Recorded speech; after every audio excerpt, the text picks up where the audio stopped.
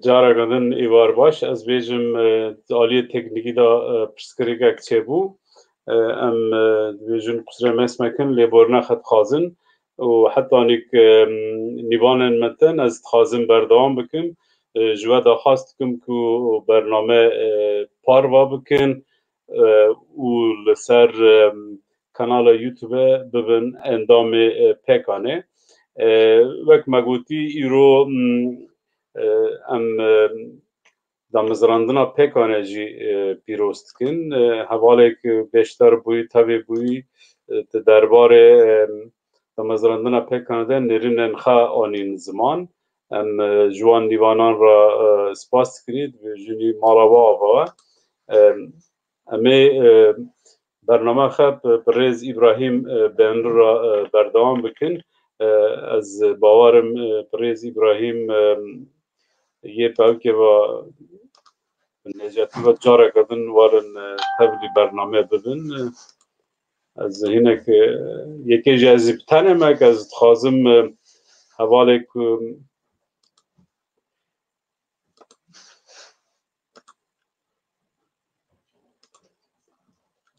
yani kusura mesmekin lezinekten rejisör jituna tibi ali da hinek perskrik tekniki çebu az dvejum eme perskrik hal bikin eğer un du dakika müsaade bimidin astkarım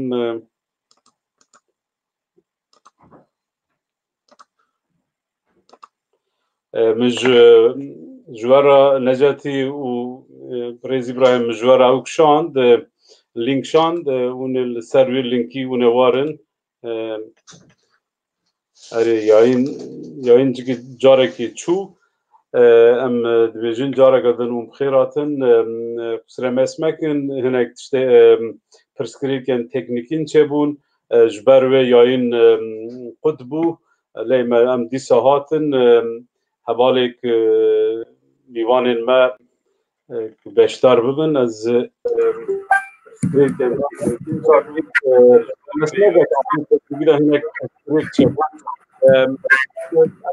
ممكن حضرتك هوال نجاتي تي هوال نجاتي جتا برسي بديتنا تا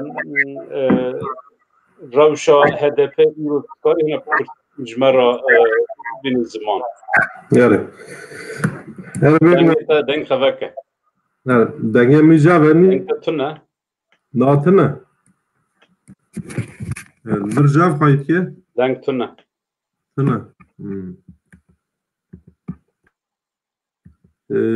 از جاگ ده تکویم دنگ تونه دیسا تونه دنگه تا شما تتونه نزم برای از بیجم تشتکی تکنیکی هیا ما برز ابراهیم درکت اجگادن واره حتی که می اوک بکن چه بنا دنگته او دنگه مته دنگه متوزی ابراهیم دنگه تا تونه اما دنگه تا تونه شما تونه نظام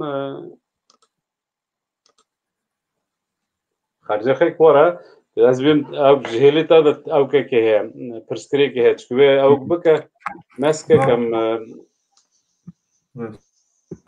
دنگرنده اما دنگه اوکه تونه دنگه پریز ابراهیم تونه از این نویزمه yani از جاگ ده تبلیبیم دنگیم تویزی نه آره دنگه تایته اما حواله دنه دنگی تا تویزی نه از این نویزمه نویزمه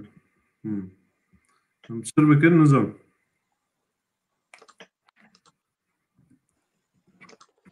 دنگه ابراهیم دنگه تایته همون دنگه تایته tamam دنگه tamam نه بو سپاس کنی از جاره کده بپرسم دیتنا تا روشا HDP لترکیه نهاد کجان آسته دایه باری چی بیجید درباره ویدا راست yani وقتا که من سر آخفت اول احمد مگوام سر چه دو آخفنیم این که و دمیج گوام مجموع سر هدفه با آخفنیم چونکه دما نا هدفه نک تک هدفه هر معالفه تا ترکیه ناو در واسطه به روش که پر گرینگه yani hebun nebuna Türkiye belki servi avil tebe Ez dixwazim destpêkê da Thank you. Ben var horta İbrahim. Thank you. ez dixwazim destpêkê de heval Abdullah hevserokê pêqane janî ziman yani tariha 5 sala ber vê pênc û ber vê li Ankara qetliamek mezin çêbû. Demak em dixwazin rewşê analîz bikin em mecbûr heta wê demê herin yani em bizanin wê demê çir bû.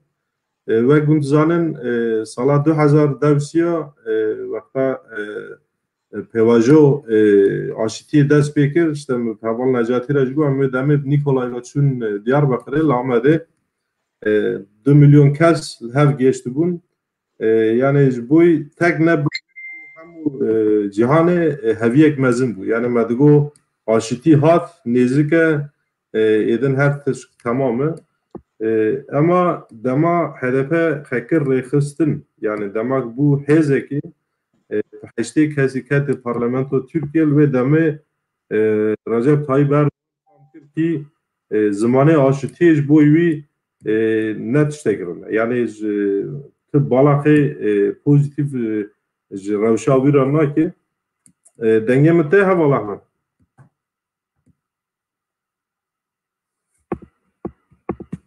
dengê min heye heval Ahmed Dengê te ez dakatim ji ber ku tawk bikî. Rast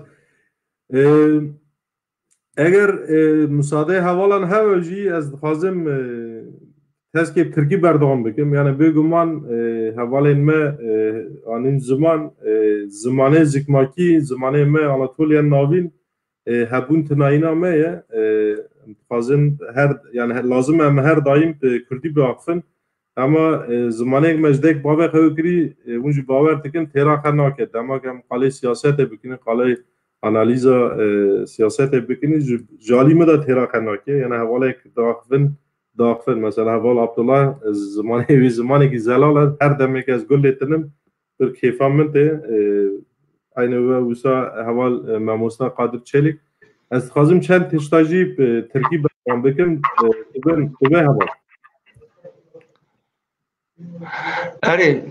Evet. Yani şimdi Kerem buyurun benim arkadaş buyurun. Şimdi Türkiye'deki süreci değerlendireceğimiz zaman bu süreci elbette ki barış sürecinden alıp bugüne getirmek lazım. Evet. Ona geçmeden önce çok böyle zaman da daralıyor böyle derinlemesine bir analiz yapmak mümkün değil. Benim bu programa katılma amaçlarından bir tanesi Ahmet Haval'la da görüşmüştük.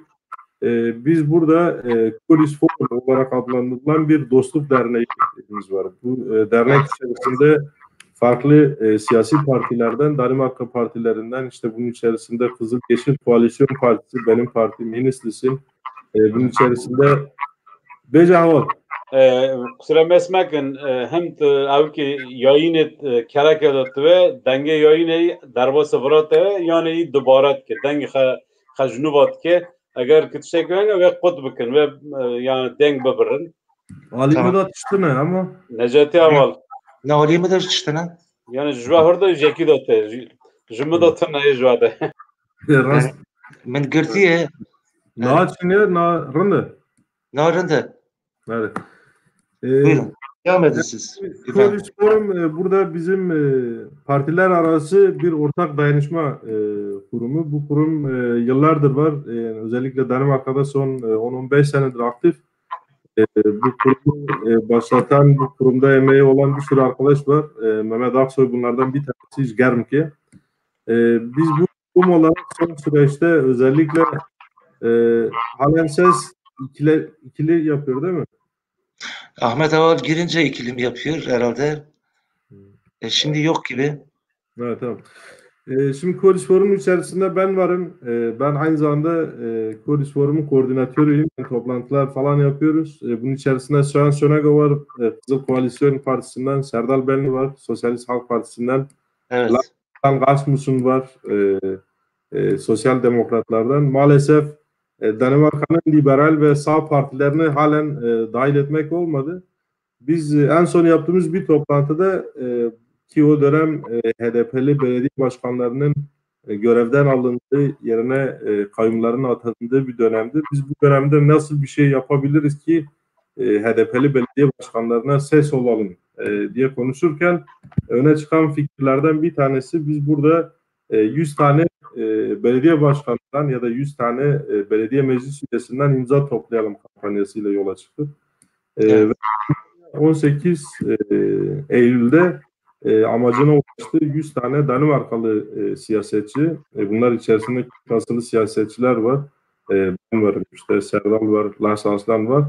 Biz bu 100 imzayı topladık ve o deklarasyonu gerekirse sonrasında arkadaşlarla paylaşırım.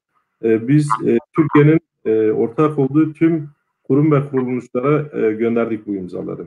Bunun için NATO var, bunun içerisinde Uluslararası Parlamenterler Birliği var, bunun içerisinde Birleşmiş Milletler var. Çünkü biz halkın oylarıyla seçilmiş belediye başkanlarının, ki bunlar içerisinde son dönemde milletvekilleri de var, bu insanların, o insanların iradelerini hiçe sayarak cezaevine atılmalarını tasvip etmiyor ve bu konuda Türkiye bir uyarı niteliğinde bir imza kampanyası başlattı. Evet, şimdi burada bir anons yapmak isterim. Sıkıntı bilmiyorum nerede var. Arkadaşlar diyor benden kaynaklanıyor ama yani benim sesim bana iyi geliyor. Burada herhangi bir yankı yok.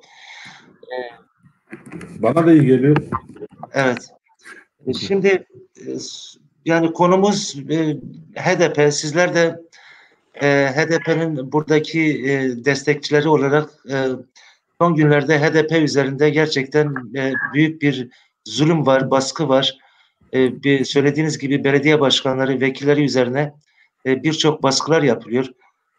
Bunun sebebi nedir? Yani sizce neden Türkiye hükümeti, AKP, MHP hükümeti neden böyle bir baskı zulmüne tekrar başladı? Bunun sebebi nedir sizce? Evet.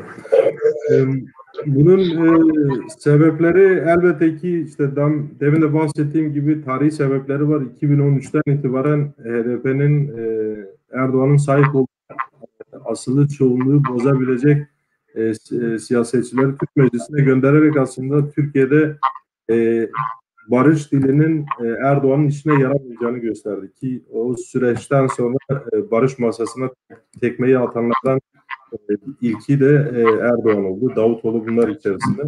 Bana sorarsanız HDP üzerine yönelen ya da giderek artan şiddetin asıl nedeni HDP bugün Türkiye'de real muhalefet olan bir parti. Yani CHP'nin hali ortada. En son HDP'nin 30 Ağustos'ta Türkiye Büyük Millet Meclisi'nde barış çağrısına biz daha önemli konular var, işsizlik var, yoksulluk var, korona var, bunlar üzerine konuşarak diyerek bertaraf eden bir Türkiye'nin en büyük muhalefet partisinden bahsediyoruz. Erdoğan da AKP'de HDP'nin olmadığı bir Türkiye siyasetinde atlarını daha iyi koşturacaklarını bildikleri için HDP ile uğraşmak zorundalar. HDP'yi bertaraf etmek zorundalar. Bana sorarsanız bir korku rejimi yarattı AK Parti ama büyük korkunun içerisinde olan da bugün AK Parti'nin ta kendisidir. Çünkü kendisine olan desteğin giderek azaldığı ortada, derinleşen ekonomik bir kriz var ve diğer bir taraftan da Cumhur İttifakı'nda çatlamalar gerçekleşiyor. Yani şimdi Sayın İbrahim ben size şöyle bir soru sormak isterim. Yani biz şimdi Avrupa'da yaşıyoruz. Siz Avrupa'da siyaset yapıyorsunuz, Danimarka'da. Şimdi Türkiye'de doğal olarak Avrupa'nın bir parçası sayılıyor. Yani her ne kadar Avrupa Birliği'nde olmasa da Avrupa devletleriyle sıkı bir ilişkisi var. Şimdi Avrupa devletleri görüyorlar Türkiye'nin bu gidişatını. Adeta resmen faşizme doğru adım adım gidiyor. Hatta faşizmi yerleştirdiler de diyebiliriz. Şimdi neden Avrupa ülkeleri, yaşadığımız Danimarka ülkesi mesela Avrupa'dan yani Erdoğan hükümetine neden bir tavır koyamıyor? Neden böyle seyirci kalıyor? Bunun sebep ve nedenleri nelerdir sizce?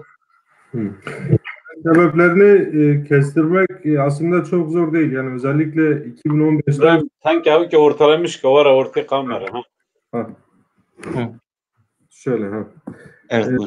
Yani 2015'ten sonra Suriye Savaşı'ndan bu yana başlayan mülteci yığılması Avrupa'da biraz denize düşen yılana sarılır hesabı Avrupa'yı Erdoğan'a muhtaç etti. Zaten Erdoğan'ın da hedeflediği şeylerden bir tanesi buydu. Yani ilk başta Suriye'de savaş devam ederken Kürtlere tamamen düşmanca bir tavır sergileyen Erdoğan'ın o ilticacılara kapıyı açması kendi amaçları içinde ki bunu yaptı, bunu becerebildi. Bugün Avrupa'yı eldeki iltica kartıyla dize getirebilen bir lider konumuna geldi.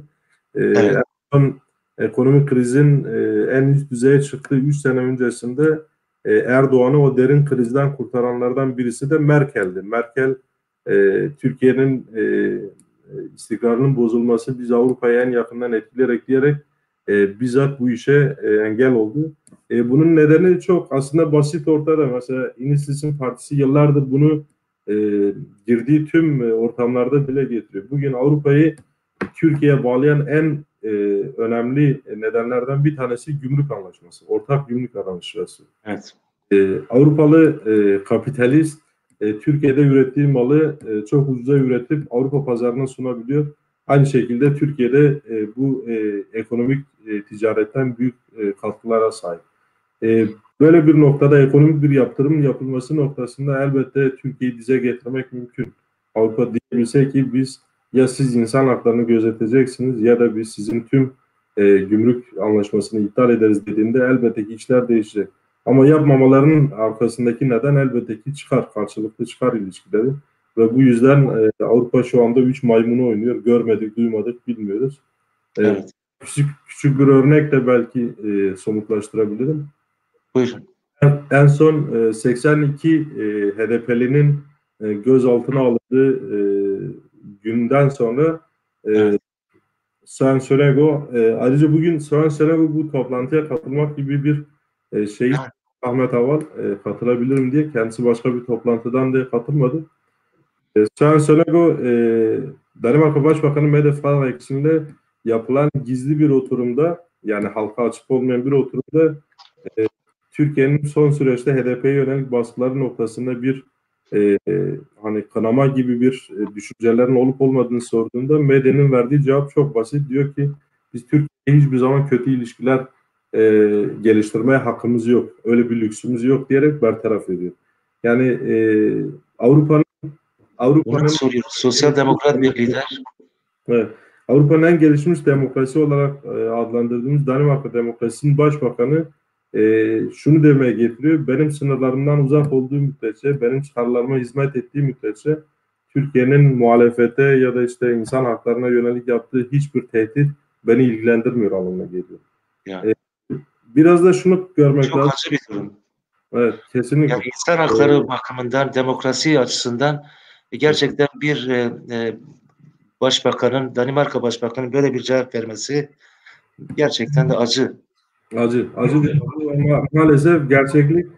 Ama bu şey anlamına gelmiyor. Yani bu yalnız olduğumuz anlamına gelmiyor. Çünkü Avrupa'da sivil toplum örgütleri olarak bu işe duyarlı olan insanlar çok. Yani HDP ile ilgili mesela ben kendimden biliyorum HDP ile ilgili bir inisiyatif alındığında ya da ben işte sosyal medyada bir paylaşım yaptığımda özellikle kendi partim içerisindeki çevrede bu işe bir duyarlılık var mevcut. Yani HDP'nin duruşunu nerede durduğunu bilen insanlar mevcut.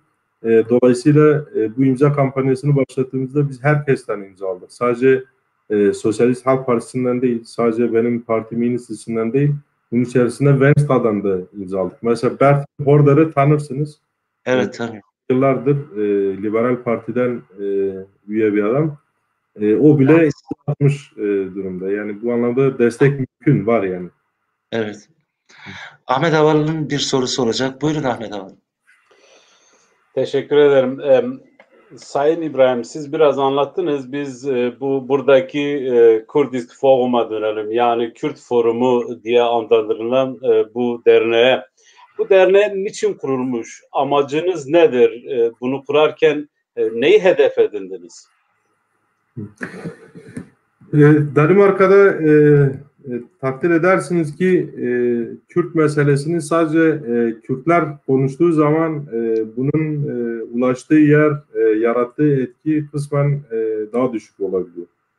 Yani bugün Danimarka Meclisi'nde artık Kürt asıllı milletvekilleri de var. İşte Halime Hoğuz'dur, Lars Aslan kısmen yarı Kürt.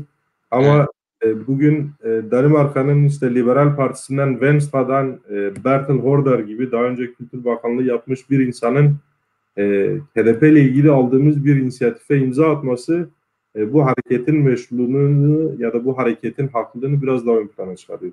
Evet. Diplomaside yani Kurdish Forum'un ortaya çıkmasının sebebi ilk başta ben yoktum. Ben son 10 senesinde dahil oldum. Çıkma nedeni nasıl olur da Kürt meselesini diplomatik bir çerçevede Danimarka kamuoyuna ulaştırabiliriz, iletebiliriz. Yaptığı şeyler en çok bilineni her sene Danimarka parlamentosunda 21 Mart'ta bir Nevruz resepsiyonu düzenleniyor.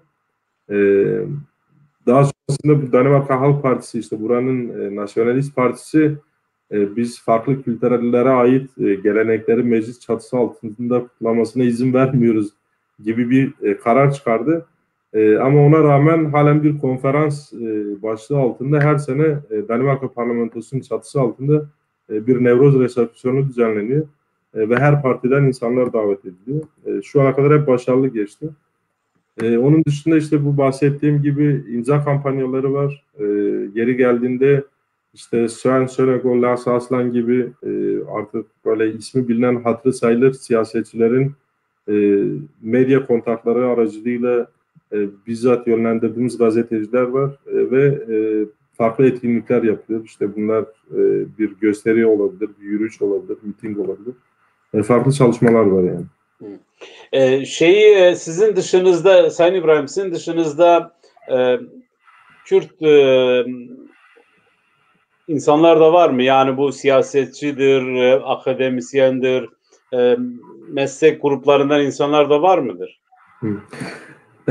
Kurdish Forum'un kuruluşundan itibaren yapısı sadece partiler arası dayanışma yani Danimarka ve politiske solidaritetsinitiativ. Yani partiler arası Kürtlerle dayanışma ittifakı. Dolayısıyla o partiye ya da bu kuruma dahil olanlar ya daha önceden siyasetle uğraşmış, mesela Vilo Sigurdson'u bilirsiniz, Kopenhag Belediyesi'nin eski belediye başkanlarından, şu anda Sosyalist Halk Partisi'nden, ya o tarzda insanlar ya da şu anda mecliste aktif olarak çalışan insanlar. Akademisyenlere yönelik ya da farklı meslek gruplarına yönelik bir genişleme söz konusu değil. Ama Kürdistan'ın her dört parçasından Kürtlerin dahil olduğu bir yapı.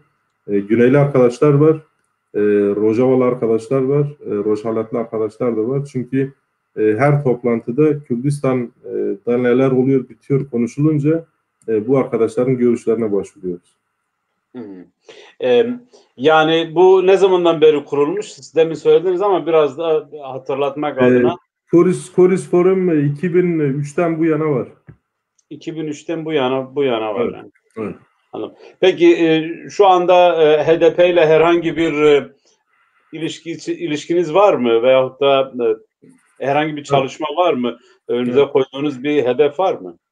Var kesinlikle. Yani HDP ile ilişkiler her zaman sürekli var. En son işte Nazmi Gür buraya gelip gitti. Maalesef son o baskın esnasında gözaltına alınanlardan bir tanesiydi. Nazmi Gür eski Van Milletvekili, HDP'nin aynı zamanda parti Merkez Yürütme Kurulu üyesi. Nazmi Gür ekseninde, Hişyar Özsoy ekseninde gelişen ilişkiler var. Bu daha çok İşte burada bir konferans düzenlendiğinde ya da işte mecliste bir resepsiyon yapıldığında onları davet etmek üzerine. Şu anda planlanan aktivitelerden bir tanesi şu, bu 100 imzayı biz Danimarka'nın hatırı sayılı gazetelerinde tam sayfa olarak yayınlamak istiyoruz. Çünkü daha öncesinde biz gelen tüm imzaları basına göndermemize rağmen bunu dile getiren medya kuruluşları sadece sol medya gruplarıydı. Biz gerekirse parasını ödeyip tam gazeteye ilan vermek istiyoruz. Bu noktada İnises'in partisinin bir kampanyası var. Onlar kendi üyelerinden belli bağışlar toplayıp bu gazete ilanı için bir kampanya başlatmayı düşünüyor. Onun dışında HDP Brüksel'le ilişkilerimiz var. Bu yine Yani partim adına konuşabilirim çünkü diğer partilerin bu noktada bir çalışmalar var mı bilmiyorum. Biz tutuklu aileleriyle danışma amaçlı yani işte takdir ederseniz bugün binlerce HDP'li cezaevlerinde ve bunların aileleri şu anda ekonomik olarak zorluklarla karşı karşıya. Türkiye'de tutuklu aileleriyle dayanışma derneği, MET TÜYATDER derneği var. Bu derneğe yönelik bir ortak çalışma düşünüyoruz. Yine Kıbrıs Forum'un dahil edileceği. Ama bu daha çok HDP Brüksel üzerinden koordine ediliyor. Sayın İbrahim, siz açıklamaları yaptınız. Biz programın sonuna doğru geliyoruz. Sizi göndermeden önce söylemek istediğiniz bir şey var mı acaba? Evet, yani aslında ben onun için çok uzatmayı düşünmüyorum ama başlarken de söyledim. Türkiye'de özellikle 2016 sözde darbeden sonra tüm muhalefet üzerine yükselen bir baskı rejimi var, bir korku rejimi var. Ama bana kalırsa bu korku rejimi tamamen o sistemin çöküşüne giden yolda sistemin kendi korkusundan ibaret. Elbette bunun bir sonu var, yani sonu aydınlık ama burada asıl mesele HDP'yi yalnız bırakmamakta. Çünkü HDP başlarken de söyledim, HDP sadece bir Kürt partisi değil, HDP Türkiye'de demokratik değerlere inanmış tüm kurum ve kuruluşların partisi. HDP ne kadar kol kanat gerdirebilirsek, özellikle Avrupa'da yaşayan Kürtler, bunlar içerisinde İç Anadolu Kürtlerinin ve fekarlığını ben her dönem görüyorum. Özellikle seçim dönemlerinde. HDP ne kadar sahip çıkarsak, çünkü HDP'ye Türkiye'de sahip çıkacak başka bir kurum kuruluş yok. İşte CHP'nin hali ortada. AK Parti'nin kırıntılarından oluşan Babacan, Davutoğlu'nun hali ortada. Dolayısıyla bunlardan iş çıkamayacağı için eğer Türkiye'deki insanlar bir aydınlığa ulaşacaksa bunun yolu yordamı HDP'ye destek vermekten geçiyor. Sistem elbette sınır tanımıyor. Helikopterlerden atılan köylerden tutun, Urfa'da gözaltına alınan barış annelerine kadar bu sistem, bu rejim olabildiğince korku yaratmak için insanların üzerine girecektir. Ama korkmakla da bu sistemle mücadele etmek mümkün değil. Onun için özellikle Avrupa'da yaşayan insanlarımıza diyorum ki dirayetli olun, destek verin. Çünkü bu işin sonu aydınlık. Sevgili İbrahim, gerçekten sizinle gurur duyuyoruz. Bunu söylemek isterim. Sizin gibi siyasetçilere gerçekten halkımızın ihtiyacı var. Bugünkü program belki biraz teknik hatalarla geçti. Ama ileriki dönemlerde sizinle daha detaylı, uzun bir program da yapmak isteriz. Bir de şunu söylemek isterim. Biraz önce bahsettiniz. Danimarka parlamentosunda Kürt milletvekillerimiz var. Bunları da aslında bunlarla ilişkiye geçip Hakan TV'ye davet edebilirsiniz. Bizler davet ettik ama maalesef gelmediler. Özellikle Halime Oğuz arkadaşımızı bir gün sizinle birlikte, Serdal arkadaşımızla birlikte, her üçünüzle birlikte güzel bir programa yapmak isteriz. Ve katıldığınız için de gerçekten çok teşekkür ediyorum. Ben teşekkür ederim. Halime'ye mesajınızı ben iletirim. Elçiye zeval olmaz. Bu 100 imzacılar arasında Halime'nin imzası var. Var. Çok güzel. İmza atanlardan bir tanesi. Halime'nin HDP noktasındaki görüşlerini ben bu konuda destek vermek istediğini biliyorum. Ben teklifi sunayım. Elçiye zeval olmaz. İnşallah evet der ve günün birine beraber katılırız. Umarız. Evet. Yani belki David az Kurmancı da kadini mi Kürdi?